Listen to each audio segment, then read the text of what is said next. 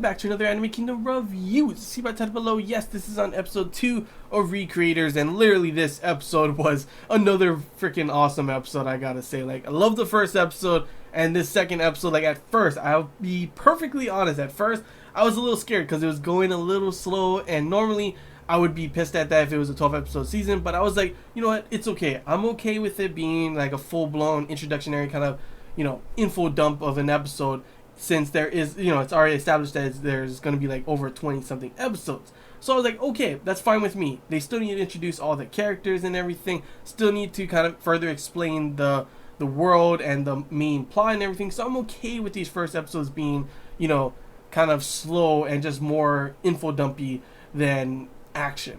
Because we got a lot of action in the first episode. I wasn't expecting a lot of action in the second one. Guess what? Completely thrown out the window, because we did get some pretty crazy action. Literally, the soundtrack still is just so awesome in this. When the song goes down, there is going to be some pretty badass action. And this one, it did not change. This time with a fight between Celestia and the magical girl Mamika, it was pretty cool. And that's another thing that was pretty cool about this episode, is that it kind of solidifies changing the way that all their worlds are different. In Mamika's world, they don't bleed, there's no blood or anything, and the way she can enforce justice is by force every time. Well, obviously that is not going to work with everyone, especially in this world, and it shows exactly how Celestia was, she explained it further, and full on, like, Mamika's like, no, I'm sorry, I didn't mean to hurt you, but listen to me right now. It's like, damn, calm down, girl. You want her to listen, stop trying to freaking kill her, pretty much, At first, it was like, oh my gosh, she didn't recognize her power and the damage it does now. But then she recognized it and still was going to go full blast with her, like, probably one of her strongest moves. To which, of course, we get to see another of the main characters, Yuya, which is like, he's like the main villain in this one thing. He's like when he was like, oh, and from my world, I'm pretty much considered the final boss. I was like full blown, like, this guy's a badass. That hype part right there at the end was like, literally, I was like, oh my gosh, I cannot wait to see all the other characters. Because in the opening, it showed all the characters. It showed, obviously, Celestia, Meteora, and then, of course, it showed the magical girl. We have Yuya, who's like it looked like he had a gang and he was like a swordsman. We have some dude, like a detective kind of looking thing with a gun. We have a mech kind of thing. I think there was an alchemist girl as well. Literally, it's so crazy with this anime because, it's bringing in not just from, animes and mangas, but they're bringing in different types of media. There's video games. You have Meteora from a video game, which they, explained in this one, which is pretty damn cool to have video games, light novels, anime, probably mangas, probably maybe who knows what else they'll have the other characters come from, which honestly so far has been pretty damn crazy. Like, seriously, having just like the whole premise of having anime characters or other different forms of media coming into the the modern world, your world, is just honestly, it's already a great start. And so far they've done a pretty damn good job. The beginning part, like I said, it was kind of slow. It was more of them explaining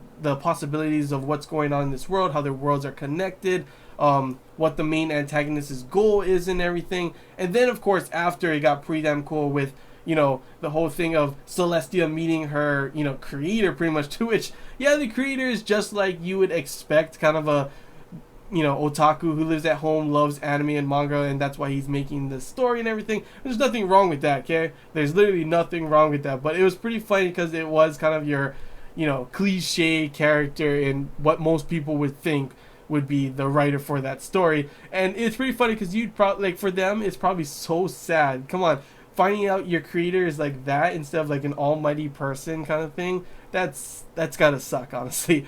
But I hope they kind of keep pushing him in, like keeping him in as a main kind of character. Not like a main, but having him, along for the ride, because, it's pretty cool to see like this random guy, and he's the creator of this story, and seeing his person come to life. And even like, he was getting really into the battle when he was talking to Soda about like, oh, without her mech thing that we saw in the first episode, this is as far as she can go, and it really sucks. So I'm like wondering if he can change something about that, But yeah, you can kind of see there's going to be a line between who's going to be on whose side.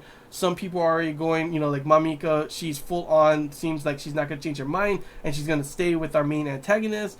while obviously Celestia and Meteora are not on her side, and it looks like Yuya is protecting Celestia. Not too sure what side he's fully on. He may be that one of those rogue guys that's like, I'm not on either side, I don't give a crap, I'm just gonna fight everyone kind of thing. Or he may be on their side, who knows at the moment. But that's what got me thinking, is that it may throw in all their, creators and everything as they come along. But, Sota so far is he's taking a back foot. You can't really, like, I don't really like his character, but that's kind of like they're putting everyone else on show, showcasing everyone else, all the other main characters from these series first, because they're introducing them. So it kind of makes sense that he's kind of on the back foot.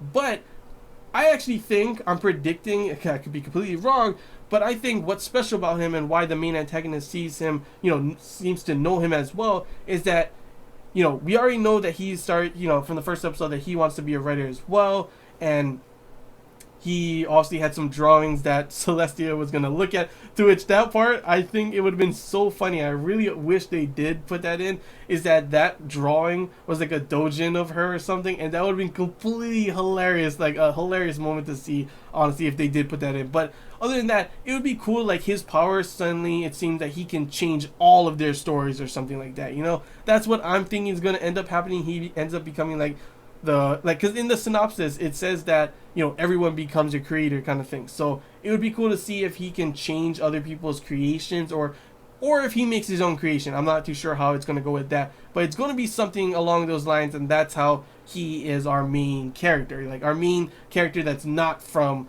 an anime, manga, light novel, or video game or something along those lines.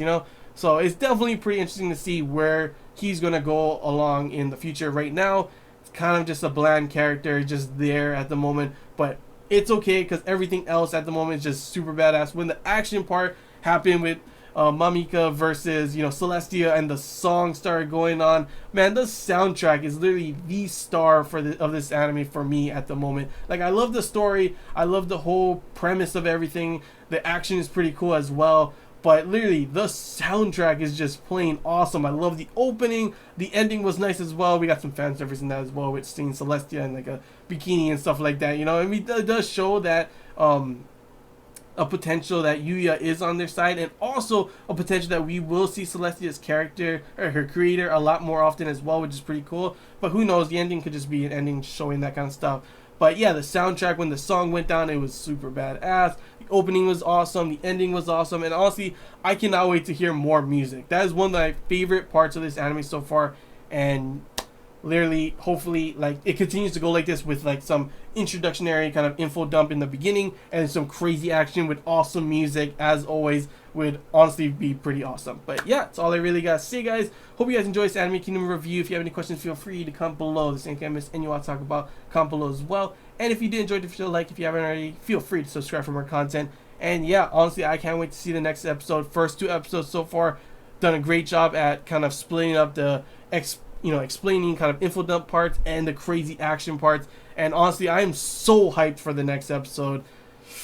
Oh man, Saturdays has been, just is my favorite day. I got like literally Attack on Titan, I got Boku no Hero, and now, also got Recreator, and I still got Edo Manga Sensei to, watch as well, which isn't like the same type of crazy action that these 3 that I listed before have, but it's still just, Saturdays are honestly the best day for me this season, and I honestly cannot wait for next week's Saturday once again. But yeah, that's all I gotta say, guys. So till next time, see ya.